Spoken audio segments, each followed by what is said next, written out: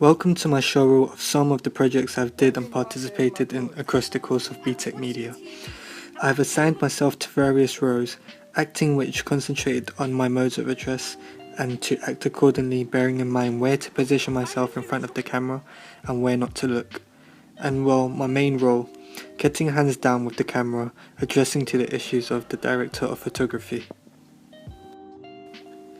In my short advert film, I've demonstrated many different techniques exploring a variety of angles to film at.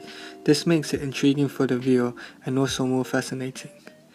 Editing skills stand as one of my strong points, as I've previously had and gained a lot of experience editing and experimenting with Final Cut Pro. As you can see in this footage, I've cut the footage at the exact same time to show continuity. Had any trouble sleeping in the past? Quite recently I've had sleeping problems because I've been given lots of work. My use of transitions has also greatly improved as I've worked on many different projects. Through this I've learnt how and where to effectively add an effect.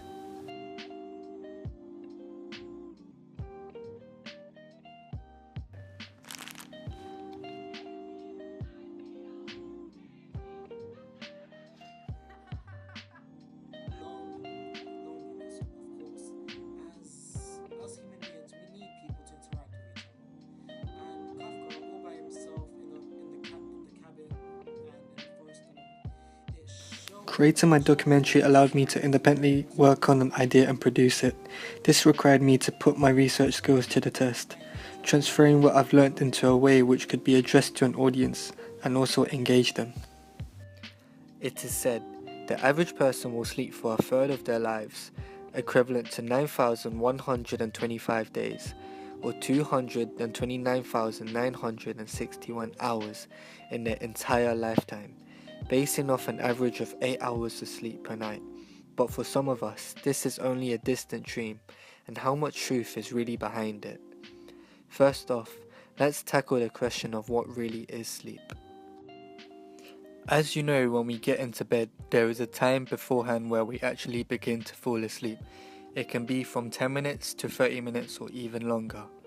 This varies from person to person and is also known as sleep latency, which I'll be talking about later. Once we fall asleep, we do not start dreaming straight away.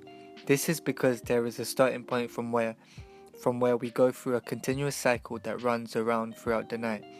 This is also known as the stages of sleep. The pictures allowed me to get into practice to address to an audience and get my visual ideas across confidently. Easily introduce to cast the characters, and it allows me to develop verbal skills. I'm going to be tell people about the dangers of lack of sleep and how you can prevent it. Fair enough. What about the angle you've taken on it? So, say if someone like 27, they would listen to classical breakup songs in a stereotypical way. So yeah. Okay. Angle of the girl in the bed, Right. to show inferiority.